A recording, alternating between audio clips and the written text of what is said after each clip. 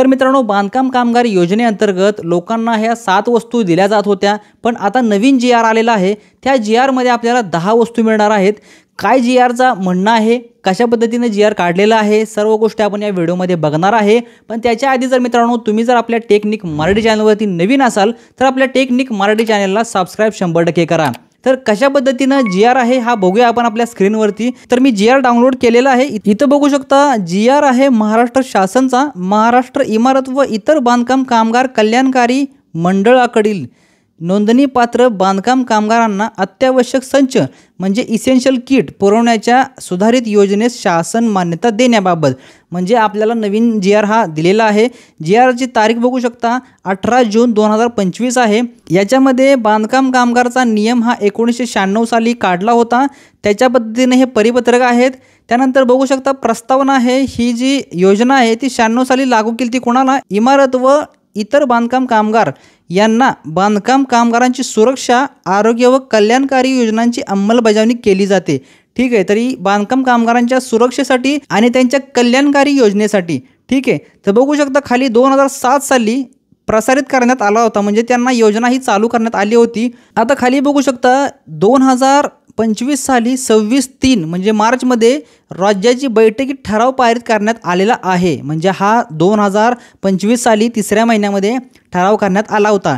त्याच्यामध्ये essential kit वाटपाची सचिव तथा मुख्याधिकारी यांच्या अध्यक्षतेखाली तांत्रिक समिती गठीत केली आहे, म्हणजे ह्याच्यासाठी एक समिती गठीत केली होती।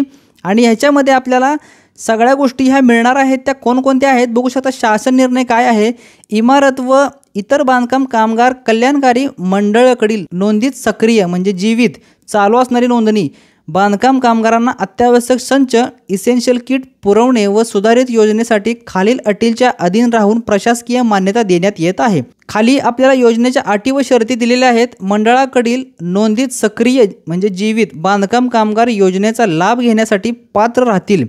या पात्रधारकांना कामगारांनी विहित नमुन्यातील मागणी अर्ज प्रभारी कामगार उपायुक्त, सहाय्यक कामगार आयुक्त, सरकारी कामगार अधिकारी आणि जिल्हा कामगार सुविधा केंद्र ह्या सर्व ठिकाणी भरून दिल्यानंतर त्यांना अत्यावश्यक इसेन्शियल किट पुरवण्यात यावे। म्हणजे फॉर्म हा आपल्याला या लोकांच्याकडे भरायचा आहे, एवढी जी नावं दिली आहेत यांच्याकडे भरायचा आहे। ठीक आहे, आता खाली बघू शकता मंडळातील पात्र बांधकाम कामगारांना पुरवण्याच्या अत्यावश्यक वस्तू संच मध्ये खालील वस्तूचा समावेश आहे।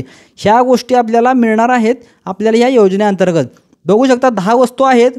पत्र्याची पेटी आहे, प्लास्टिकची चटई आहे, धान्य साठवण कोठी म्हणजे आपल्याला एक स्टोरेज मिळणार आहे 25 किलोचं। ठीक आहे, त्याच्यानंतर धान्य साठवणीची कोठी क्षमता 22 किलो म्हणजे 2 आपल्याला ड्रम मिळणार आहेत। त्यानंतर बघू शकता बेडशीट आहे, चादर आहे, ब्लँकेट आहे, साखर ठेवण्याची डबा ज्याच्यामध्ये 1 किलो साखर ठेवू शकतो।